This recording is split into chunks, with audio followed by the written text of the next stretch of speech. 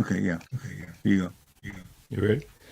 Okay. I'm working in the background, but you go ahead. Not a problem.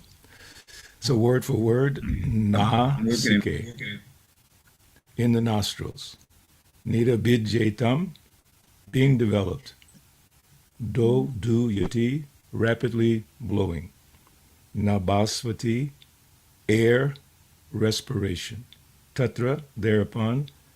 Vāyur, air. Gandha-vaho, smelling odor. Ghrāṇo, sense of smell. Nasi, in the nose. Jighṛkṣataḥ, desiring to smell odors. Translation purport by His Divine Grace A.C. Bhaktivedanta Swami Srila Prabhupada. Thereafter, when the Supreme puruṣa desired to smell odors, the nostrils and respiration were generated. The nasal instrument and odors came into existence, and the controlling deity of air, carrying smell, also became manifested. Purport. The nasal instrument, odor, and the controlling deity of air, smelling, etc., all became manifested simultaneously when the Lord desired to smell.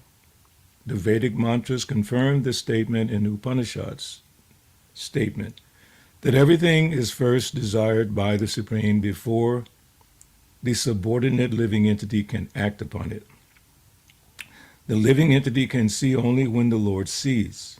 The living entity can smell when the Lord smells, and so on. The idea is that the living entity cannot do anything independently. He can simply think of doing something independently, but he cannot act independently. This independence in thinking is there by the grace of the Lord, but the thinking can be given shape by the grace of the Lord. And therefore, the common saying is that man proposes and God disposes. The whole explanation is on the subject of the absolute dependence of the living entities and absolute independence of the Supreme Lord. Less intelligent persons claiming to be on an equal level with God must first prove themselves to be absolute and independent, and then they must substantiate their claim to being one with God. Om Ajnanatimirandasa Jananjanantalakaya Chakshumilitam Yanatasmai Shri Gurve Namaha. Jai Shri Krishna Chaitanya Prabhu Nityananda Shri Advaita Gadadhar Shivasari Gaur Bhaktivinoda. Hare Krishna, Krishna Krishna, Hare Hare, Hare Rama, Rama Rama, Hare Hare. Namo Vishnupadaya Krishna Pastai Bhutale Srimati Bhaktivedanta Swami Tinamane. Namaste Saraswati Deve Gauravana Pacharane Nirvishesha Shunyavadi Paschatya Deshatarane. Srila Prabhupada Ki Jai. I want to read one verse from the Bhagavatam, apart from the verse today, just to set our mood of hearing the Bhagavatam. So this is the third verse of the first canto, first chapter. Nigamakalpa toror galitam phalam, sukha mukha amrita dravya samyutam, pibata bhagavatam rasam alayam, muhur aho rasika bhuvi bhavuka. And the translation is, O expert and thoughtful men, relish Srimad Bhagavatam, the mature fruit of the desired tree of Vedic literatures. It emanated from the lips of Sri Shukadeva Goswami. Therefore, this fruit has become even more tasteful, although his nectarian juice was already relishable for all, including liberated souls. And purport.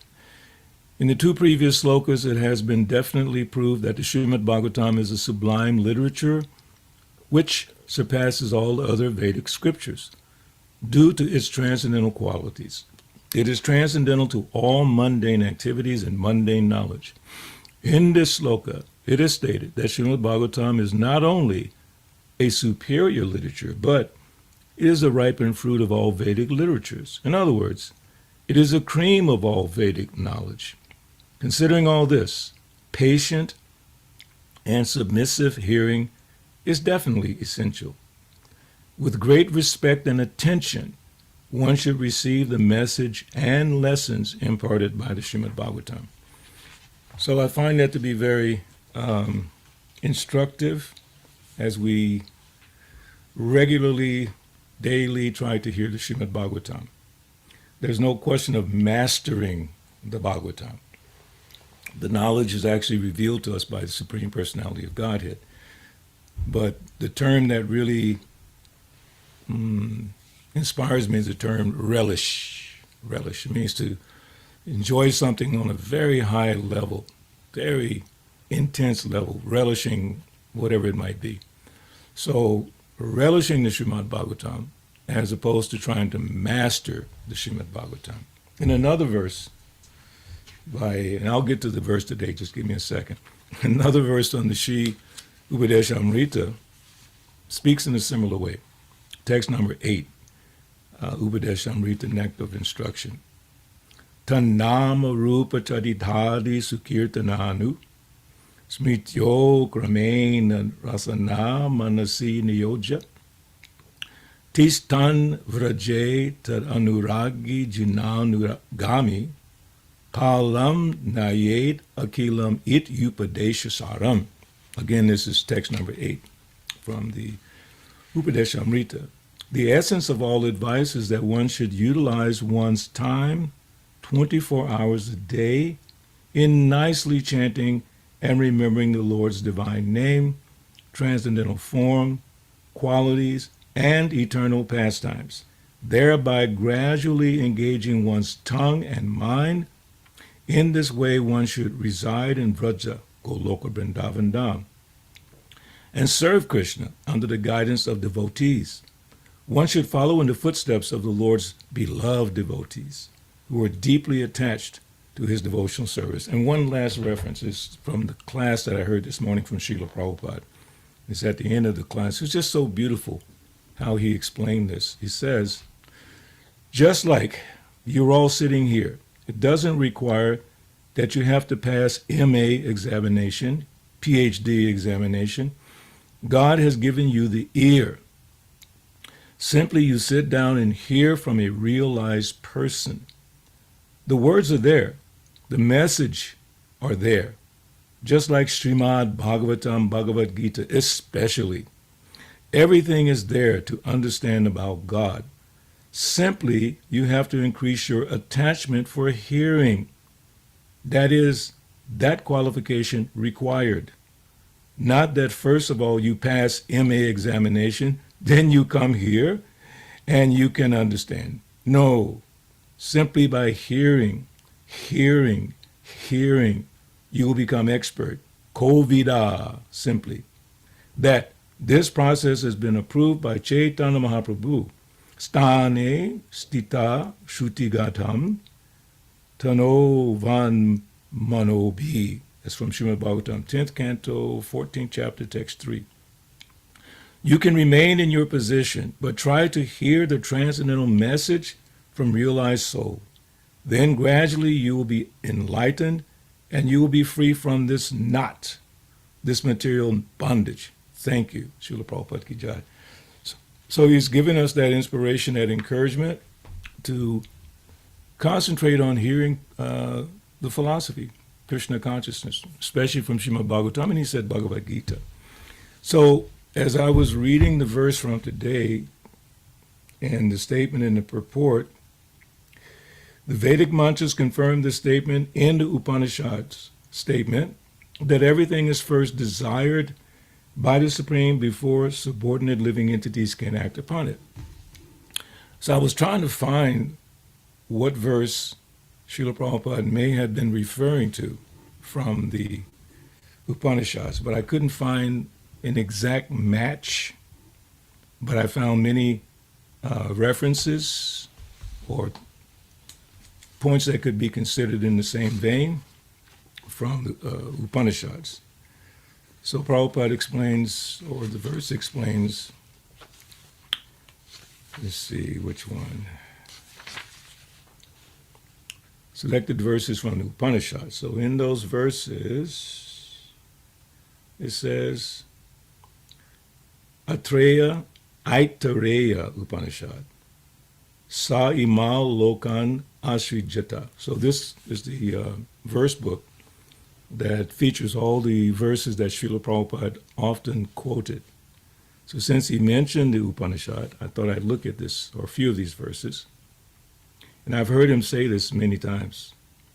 Sa imal lokan asrijata. He, the Supreme Personality of Godhead, created this entire material world. That's the first. And then he says, yes, Sarvam Klavidam Brahma. You may have heard that one quoted by Srila Prabhupada several times. Sarvam Klavidam Brahma. Everything, both matter and spirit, is non-different from the Supreme Personality of Godhead, who is the Supreme Brahman. And then, let's see. Let's go to this verse I think everyone knows. This is Katha Upanishad 2.2.13. Nityo nityanam chaitananam eko bahunam yo vidadati kaman. Translation: the Supreme Lord is eternal and the living beings are eternal. The Supreme Lord is cognizant and the living beings are cognizant. The difference is that the Supreme Lord is supplying all the necessities of life for the many other living entities. So we can understand a little bit that even though we have the power to speak, we have the power to breathe through our nostrils, the power of touching, so many things, but the problem is we think ourselves to be the doer. And what the Bhagavatam is telling us today is that we can't do anything before the Lord chooses to do it. Again, translation, thereafter, when the Supreme puruṣa desired to smell odors, the nostrils and respiration were generated. The nasal instrument and odors came into existence, and the controlling deity of air carrying smell also became manifested. So even though we perceive the fact that we can breathe, we perceive the fact that we can touch and smell, taste, all those things, but that would not be there had the Lord not desired it. Not necessarily that we deserved it, but the Lord desired it. Therefore, it's manifested. So we get caught up in the actions of this body. We get caught up in the interactions within the material world, material society, of things that are going on. And we tend to forget that the Lord is the supreme enjoyer, supreme personality of Godhead. Everything has come from him. Everything has emanated from him. That's actually from Srimad Bhagavatam, 1st canto, 1st chapter, 1st verse. And the basic idea is that the definition of God is that from which everything has emanated. So even though we are perceiving it, we are endeavoring to enjoy it, meaning anything within this material world, whatever it might be, touch, smell, taste, sound. We find a way to, quote unquote, enjoy it. But who is the enjoyer? So recently there's been a lot of talk about peace, especially related to the Buddhist monks who are walking for peace, which I highly appreciate and I encourage. But people don't have an idea what is real peace. Bhoktaram jagatapasham sarvaloka maheshwaram suridam sarvabhutanam gyatvam mam shantim richati. Bhoktaram, the supreme enjoyer, jagya tapasham, all the sacrifices. Bhoktaram jagatapasham sarvaloka, the Lord of all the planets. And then suridam sarvabhutanam. Sarvabhutanam means all living beings, and surit means the very best well-wishing friend. When we understand that, gyatvam mam shantim richati, then we can have peace in the world. But people separate that. They think themselves to be the enjoyer. So that verse is telling us the Lord is the enjoyer of what? Even sacrifices. Again, all respect to the Buddhist monks who are walking, that's a major sacrifice. Sometimes they're walking barefoot, sometimes, and recently they've been walking in the cold and the snow and all that, in the rain, which is commendable. I remember once when I was chanting japa as a brand new devotee, Bhakta Ben, in Atlanta, and I had read about austerities, and I wanted to be, I wanted to make sure I was on the highest level of austerity. You know, new devotees kind of think like that sometimes. They want to jump to a certain platform. So I wanted to become more austere than the devotees who were already initiated brahmacharis. I just wanted to show off a little bit. So what I did, I went outside the temple in the wintertime. Like now in Atlanta, it's like 15 degrees, 17 degrees. So it gets very cold. So I went outside of the temple on the front porch, a wooden porch, and it was very cold, and I'm chanting my japa to prove that I'm austere. I want to show the devotees that Bhakta Ben just came a few weeks ago, very austere. And luckily, I had a temple president who was so focused on following Srila Prabhupada, and he taught us many things. So he came outside and said, "What are you doing? What are you doing? Why are you standing out in the freezing cold chanting japa?" And I said, "I want to be austere." "No, no, no. Come inside and chant your japa in a nice way." So even though you might do austerity, it should be done for the Supreme Personality of Godhead, for his enjoyment, not for our enjoyment. Sometimes in the mood of austerity, it's not necessarily you're trying to enjoy, but you may be trying to demonstrate your superiority over others, that I'm doing more than the others. I chant more japa, whatever it might be, different austerities. But we have to remember, Bhoktaram Jagatapasya, Tapa, Bhoktaram Jagatapa, that the Lord is the enjoyer. Whenever we do a sacrifice, and the most important sacrifice in Kali Yuga, Harinam Sankirtan, chanting Hare Krishna, Krishna, Krishna Krishna, Hare Hare, Hare Rama, Rama Rama, Hare Hare. Sometimes I hear devotees saying, "Well, I don't feel it today. I'm not feeling it." That means you're trying to enjoy the holy name. That's not the purpose. That sacrifice, Jagai Sankirtan Prajaja Janti Hisamedasa, in Kali Yuga, that's the most important sacrifice. Bhoktaram Jagatapa is meant for the pleasure of the Lord. He's the supreme enjoyer. So we forgot the first part, or we sometimes forget that first part. Bhoktaram Jagatapa Shams. And Sarvaloka, he's the Lord of all the planets, all creation. But on top of all that, Suridam, he's the very best friend. And I've heard Srila Prabhupada explain that Surid. I mean, people explain it different ways. Those who know Sanskrit, they have some different ideas. But Prabhupada once said that the friend, best friend, like we know in the material society, they have a phrase, a friend in need is a friend indeed, something like that. Or they have another phrase, fair weather friend. Fair weather friend, meaning when the weather's good, I'm your friend. When things are going great, I'm your friend. When things are not going great, or if you're acting in such a way contrary to what I want to enjoy, then you're no longer my friend. Fair weather friend.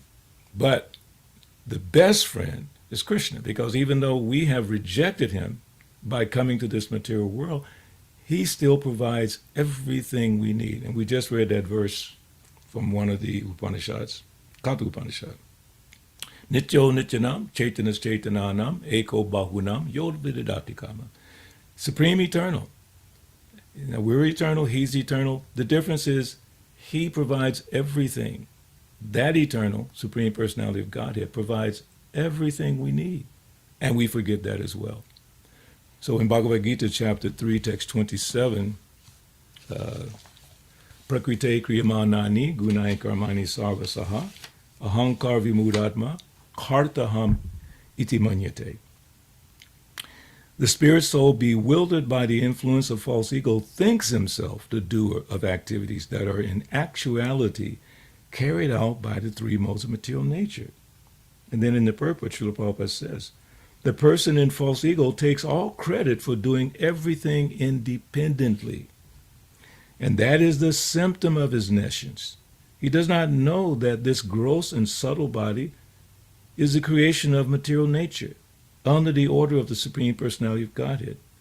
And as such, his bodily and mental activities should be engaged in the service of Krishna and Krishna consciousness. The ignorant man forgets that the Supreme Personality of Godhead is known as Rishikesha, or the master of the senses, of the material body. For due to his long misuse of the senses and sense gratification, he's factually bewildered by the false ego, which makes him forget his eternal relationship with Krishna. So that happens practically throughout the day for all of us, including devotees. It happens over and over. We forget.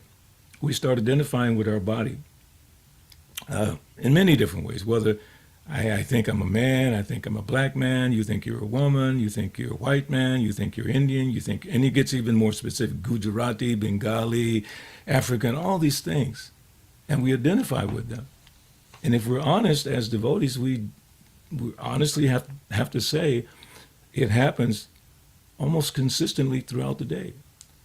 Because the material energy is so powerful. Srila Prabhupada was explaining in the lecture this morning the nature of Maya, and he says it's like you come to the Hare Krishna movement, and Maya says, "What are you doing there? You're just wasting your time. There's too many rules and regulations. There's too many of this, and you should just go." That's Maya, and that's one of her jobs. And then Prabhupada related that to the police department, that their business is to arrest those criminals. And then Prabhupada said sometimes they take a stick and they beat them like that. So Maya is beating us, and we're loving it. I'm a man, I'm a woman, I'm black, I'm white, I'm loving it. Then he gave the example of the pig. And the pig has such facility. He can have sex with anyone, mother, sister, doesn't matter. And then he enjoys the stool. If you tell the pig, here is some halava, he says, no, I want stool. So here we are in this material world trying to enjoy, and the spiritual master comes and says, here is pure devotional service. And you think, yeah, but I would like to enjoy some of this world. And Prabhupada also said, he wants so many cars and so much money and so much facility. Are we not sometimes affected by that? Yes, of course. I have to admit, yes. But if we hear the Bhagavatam attentively, submissively, then that hard knot, which was the essence of Prabhupada's class this morning, that hard knot is cut. Vidyate, what is that verse? Vidyate something, I forget. It's right after the Nastapraya Subhajya, probably first canto, second chapter, more like 19 or 20, one of those verses. That hard knot, and it's called the labyrinthine knot. A labyrinth is something which is very difficult to get out of. So that labyrinthine knot of reactionary work, trying to enjoy and suffering, trying to enjoy and suffering. So by hearing the Bhagavatam regularly, nastaprayesu bhadresu nityam bhagavata sevaya bhagavatu tamasloke bhaktir bhavati naistake, and rendering service to the pure devotees, all the inauspicious things in the heart are destroyed, practically destroyed, to nil. Takes time. That's why it says regularly. Or Krishna says in the Gita, satatam kirtayanto mam. Regularly, constantly, always hearing my glories, so that we can be reminded. So I was thinking of another verse in Bhagavad Gita that helps us understand a little bit with reference to the verse today. And that's a very famous verse, which is part of the Chatur Sloki, I believe. Bhajana bahunam janmanam. So this is text 19 of the Bhagavad Gita, and 7th chapter Bhagavad Gita. May not be Chatur Sloki. It says, Bahunam janmanan ante gyanavan mam prabhajate vasudeva sarvam iti samahatma sadulabha. So after many births and deaths, he who is actually in knowledge surrenders unto me, knowing me to be cause of all causes and all that is. Such a great soul is very rare. And in the purport, Srila Prabhupada says, in the beginning of spiritual realization, while one is trying to give up all one's attachment to materialism, there is some leaning towards impersonalism. But when one is further advanced, he can understand that there are activities in the spiritual life, and that these activities constitute devotional service. Realizing this, he becomes attached to the Supreme Personality of Godhead and surrenders unto him. And similarly, in reference to Upanishads, this verse is from the Mundaka Upanishad, 1.2.12. Tad viganartam sagurumeva vigat chet. Samit pani shrotiyam brahmanishtam. Translation. To learn the transcendental subject matter, one must approach a spiritual master, which is similar to Bhagavad Gita chapter 4, text 34, Tatvidi pranipatena pripashnena sevya. In doing so, he should carry fuel to burn and sacrifice. Now, this is the part I want to emphasize. The symptom of such a spiritual master is that he is expert in understanding the Vedic conclusion, and therefore, he constantly engages in the service of the Supreme Personality of Godhead, which is similar to this Bhagavad Gita verse 7:19. After many births and deaths, he who is actually in knowledge surrenders unto me, knowing me to be the cause of all causes and all that is. Such a great soul is very rare. So the conclusion is serving Krishna. So I did want to go to that Chatusloki verse. We'll cover that. That's in chapter 10, text number 8. So the ultimate realization, jighṛkṣataḥ Krishna nityadas. I am the eternal servant of Krishna. So in the Krishna consciousness movement, there's a format for learning how to serve, because most of our lives, we've been receiving service. As babies, as young kids, as teenagers, always trying to get something to enjoy. We've become expert at how to manipulate situations around us, environments, to our pleasure, to our satisfaction. We've learned how to relish sense gratification. Another reference from the class this morning from Srila Prabhupada, and it made me laugh because when I was young, before I joined the temple, I used to smoke a lot of cigarettes. And I'm not saying that like, hey, Balabhadra was a great cigarette smoker, no. But I used to smoke at least 3 packs every day. I'm not exaggerating. I was that much absorbed in that culture. So when Prabhupada in the class this morning, which I've heard many times, he said they're smoking cool. And that was the cigarettes that I used to smoke, cool cigarettes, Koll. And Prabhupada said they're smoking fire and they're thinking cool. How foolish. And I see he's speaking directly to me. I'm thinking, how did Prabhupada even know about that brand of cigarette? But he was aware of so many things. So it spoke deeply to me. But by the association of devotees, by hearing and chanting regularly, I was able to discard that. Just like when Prabhupada walked in the room and Shama Sundara Prabhu was carving the first Jagannath deities in America. And he was initiated, at least is how the story goes. And he had a pack of his cigarettes on the deity. I forget which one, but on the deity's shoulder or something like that. And the cigarettes were a certain brand. And then Prabhupada walked in the room and saw him. He didn't chastise him. He didn't tell him, you're a rascal, what are you doing? He basically said to him, such a small thing. Smoke 1 less cigarette every day and you'll be finished. Of course, we know Shamasundar excelled that, become a very great devotee. But all these things that we're attached to, we don't need to focus on them. We need to focus on hearing.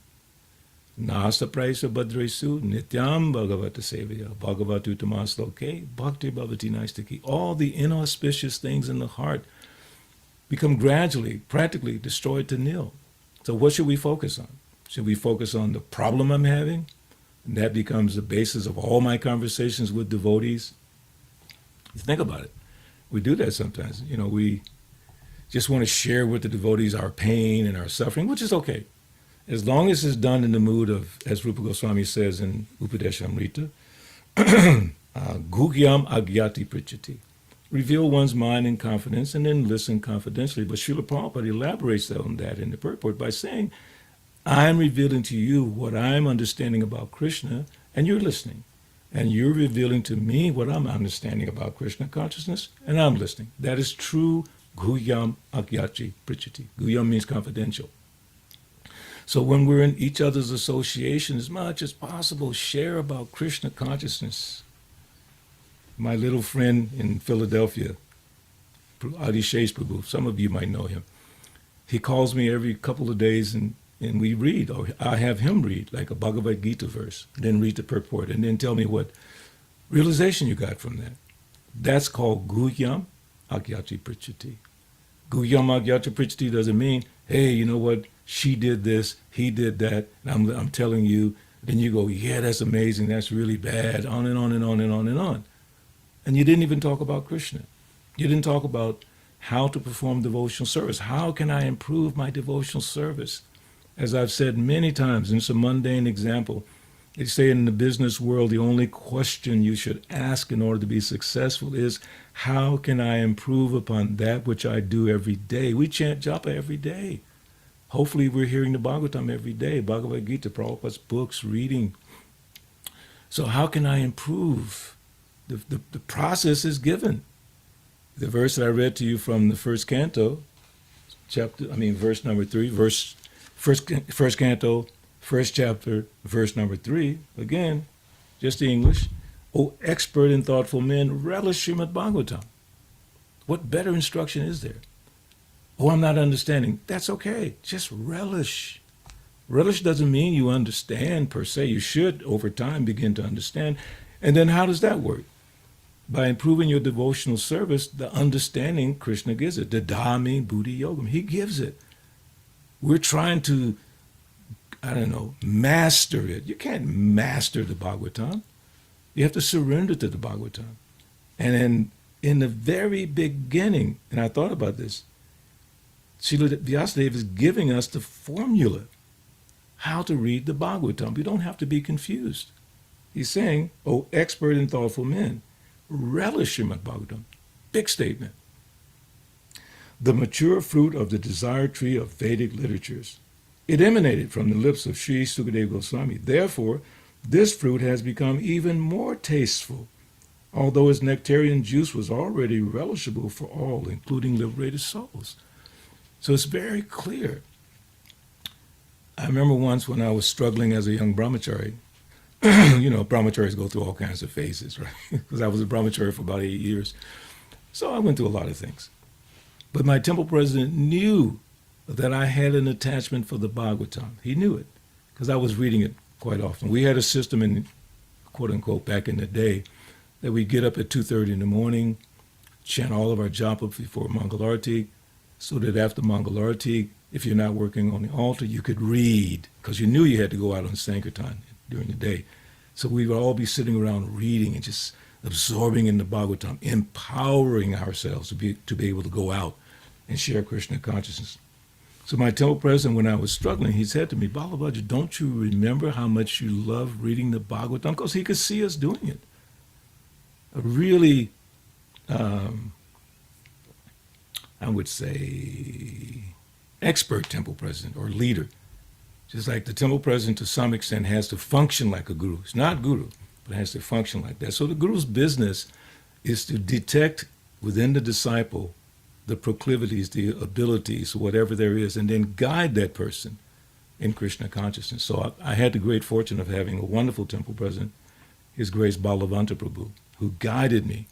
And on this point about the Bhagavatam, he told me in the midst of my anxieties. I mean, you cannot even imagine how difficult it was for me at that particular point as a brahmachari. He said, Balabhadra, don't you remember? He's saying, he saw me reading all the time. Don't you remember how much you love reading the Bhagavatam? I said, wow. And I went right back into the Bhagavatam mood, and Nasa praisa bhadresu nityam bhagavata sevya bhagavatu tamasa. Okay, all those inauspicious things subsided, at least temporarily. So that's why you have to do it constantly. You constantly hear the Bhagavatam. Those material desires, over time, they begin to subside. And I can attest to that.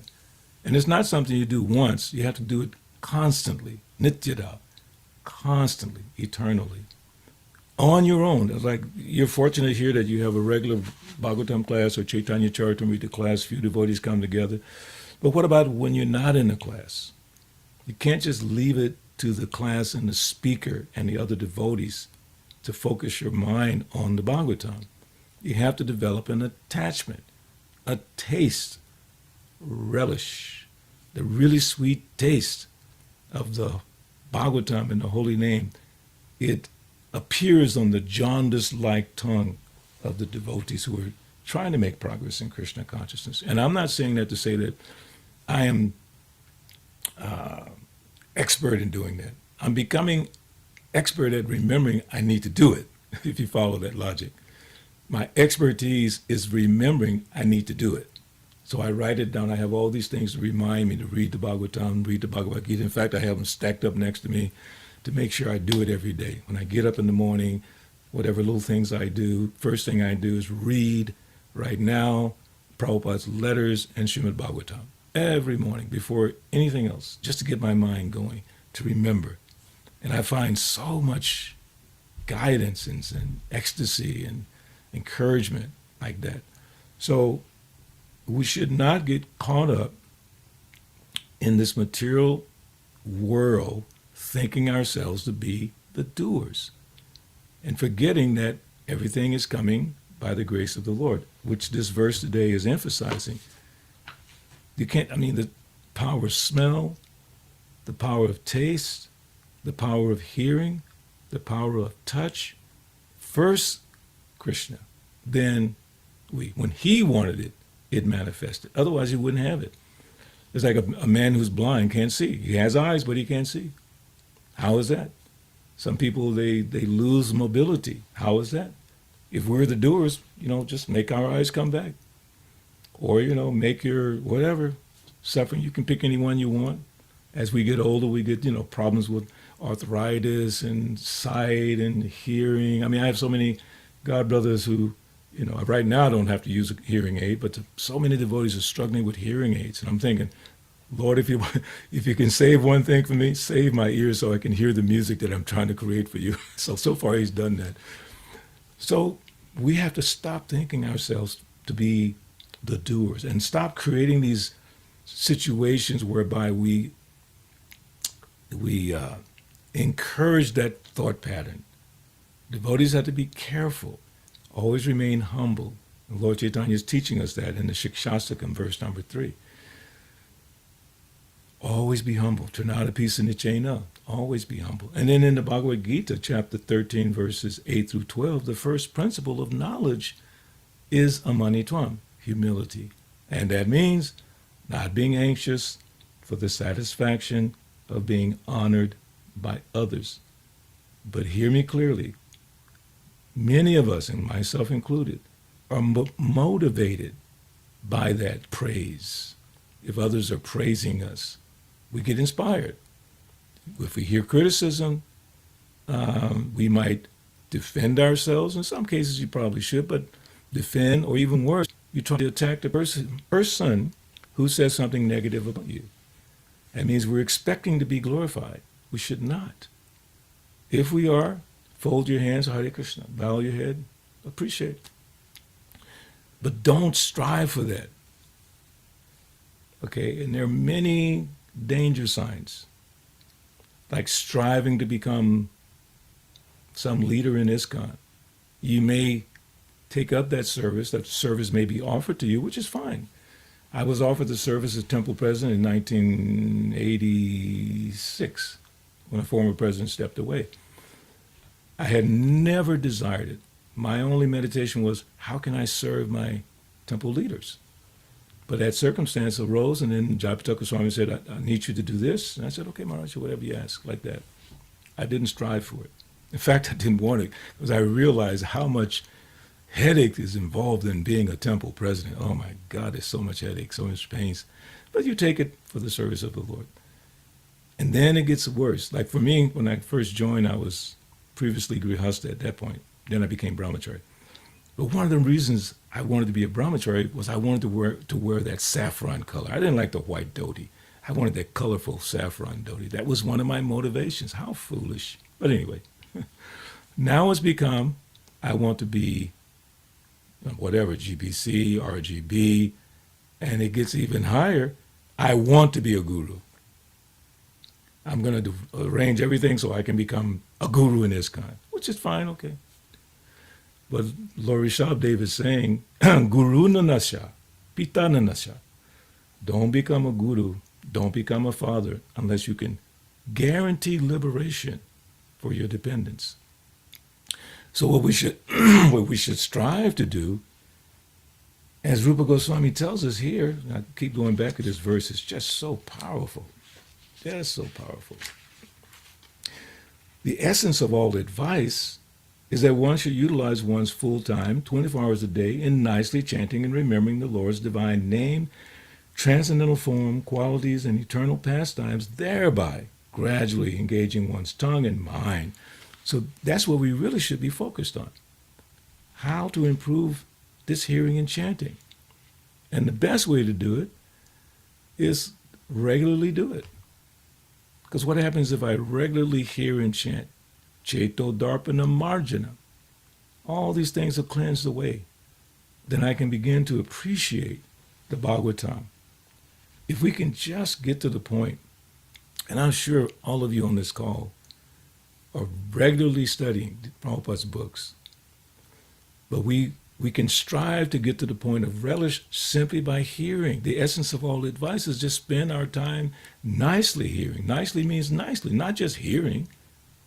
I mean, you can put something in the background and just hear, but nicely hearing. I was just speaking with an old friend yesterday. He and I used to sing in a group, very popular group in Atlanta together. He became a minister and I became a Hare Krishna. He's celebrating 40 years of being a minister and he's retiring. So he asked me if I could compose a song for him a few days ago. But then when I spoke to him yesterday, he said, Benny, I don't need that. What's inspiring me is a song that I've lived with for 40 years. And that song was simply saying, my dear Lord, thank you. Thank you, Lord. Thank you, Lord. And I was like, that's impressive. That's impressive. So his mind is that I just want to thank the Lord for what he's given me in the 40 years of my service. He's retiring as a pastor. Very nice friend, very good friend. So in that way, he has been inspired for 40 years just by one song that says, thank you, Lord. It's not even there's not a lot of verses. I heard the song, just thank you, Lord. And then my uncle, he lived to be 100, and on his birthday, the people sang a song that he loved, and it was called Jesus Saved Me. That was the song, basically, that's it. Jesus saved me. So now I reflect on my life. Prabhupada saved me. And how is he continuing to save me? By leaving all of us his books. And I would be a rascal number one if I did not spend the majority of my time reading Srila Prabhupada's books, especially Bhagavatam, Bhagavad Gita, especially Bhagavatam, where Vyasadeva is saying, Nigama kalpatarur galitam phalam, meaning fruit. The essence of all of the Vedic literature is Srimad Bhagavatam. That's why I wonder sometimes why devotees are so drawn to go read all these different Vedic books when the essence of the Vedic books is Srimad Bhagavatam right in front of us, translated beautifully by Srila Prabhupada, commented upon in depth by Srila Prabhupada. That first verse in the first canto, first chapter of Bhagavatam, go back and read it.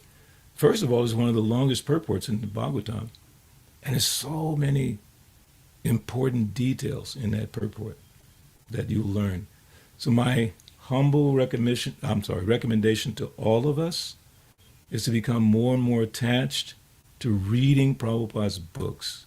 Make sure you're reading his books. You may venture to study different things, but read Prabhupada's books. And if we're speaking or giving a lecture, most of our quoting should be about what Prabhupada said. I just quoted to you about 4 or 5 things that I heard this morning from Prabhupada's lecture, which I listen to his lecture every day, regardless of whatever else is going on, every day. And I'm quoting him more and more just by hearing him talk. It's amazing. And then when you read the books, all the knowledge you need practically is in the Srimad Bhagavatam and Bhagavad Gita. Just those 2 books.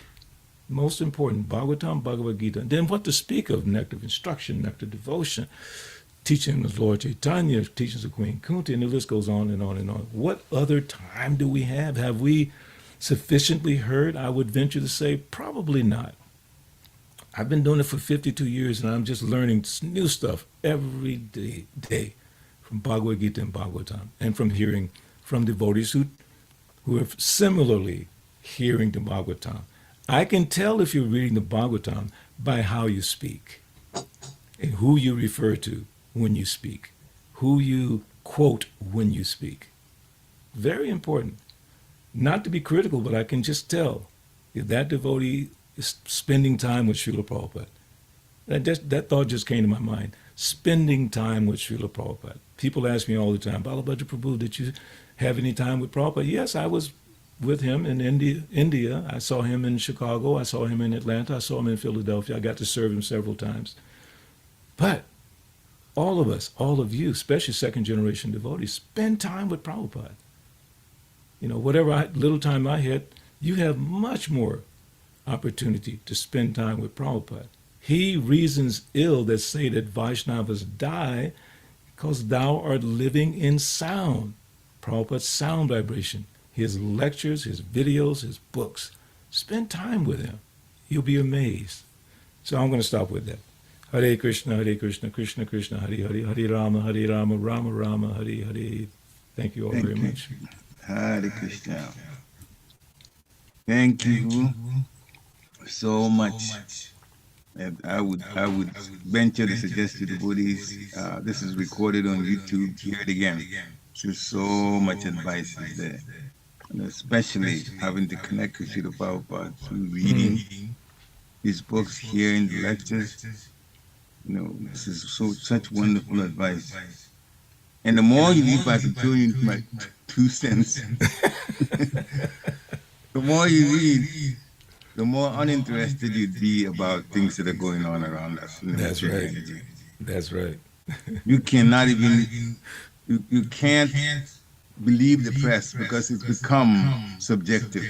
Yeah. The person who likes this other person says good things about them. The person who doesn't like this other person says bad things about them. So what's the truth? So the truth is that what's the point in going there in the first place? And if it is material, then, and that's horrible because of the way things are now, the only thing you're left with is spiritual. Simple. Go to the Prabhupada. So thank you for actually reminding me. Some of the realizations have come is this: it's not even worth hearing anything about going on in material energy because people are confused as ever. Yeah. Yeah. Anyway, so I'm off my soapbox. Anybody, please unmute yourself, ask questions, share realizations as you like. Hare Krishna. Okay. Haribo. Any questions or comments?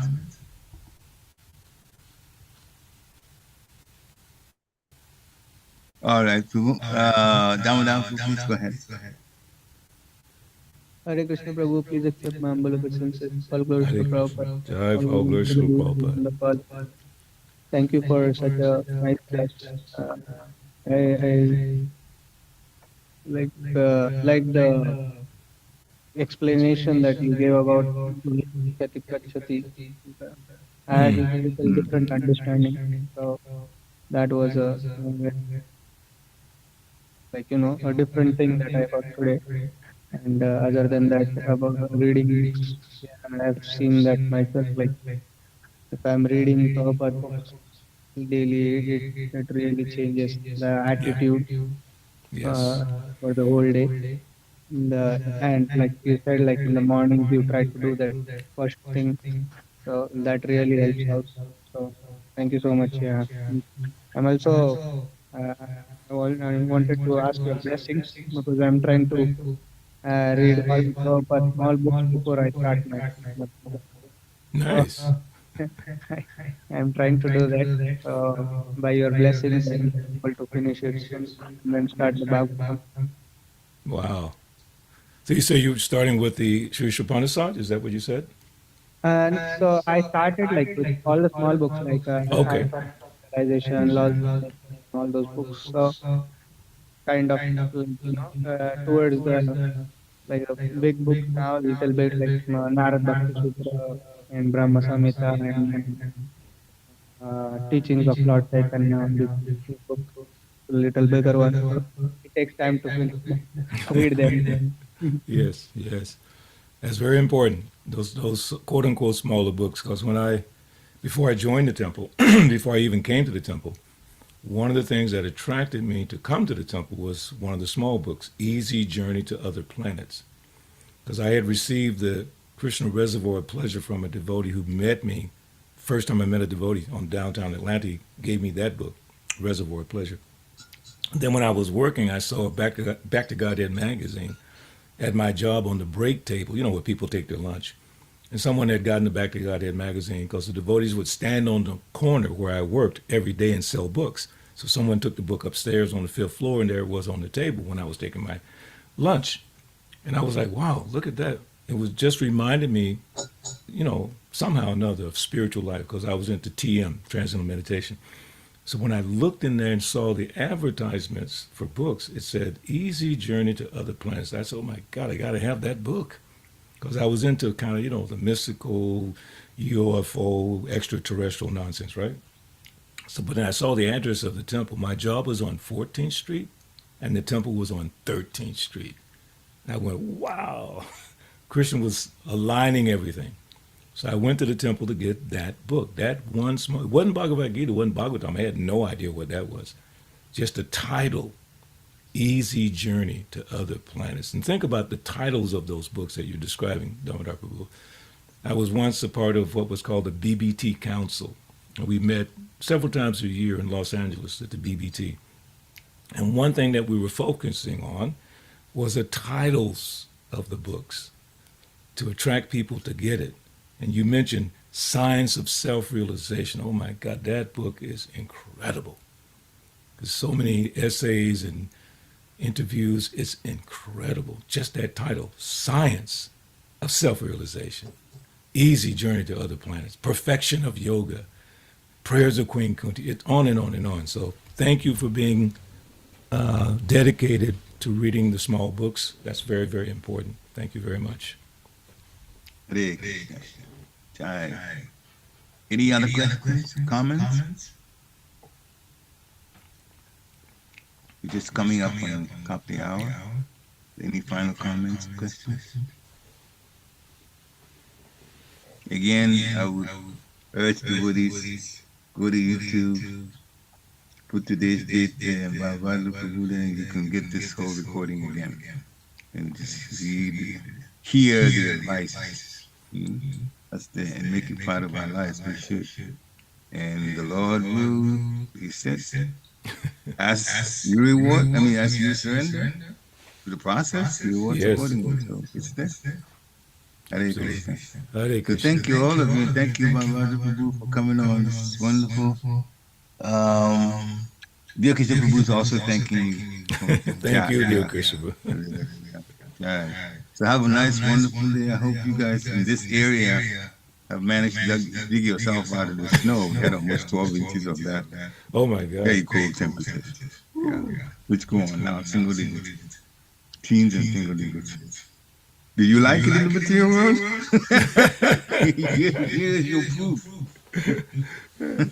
Don't So I come get here again. your verse for the day is Matra Sparshata Konteyas, Tistos Nasuka Dukada, Agama Payano Nichas, Tam Tatiksha Sabharata. Just learn to tolerate it. Just tolerate it. Yeah. That's all you can do anyway. You can't beat the weather.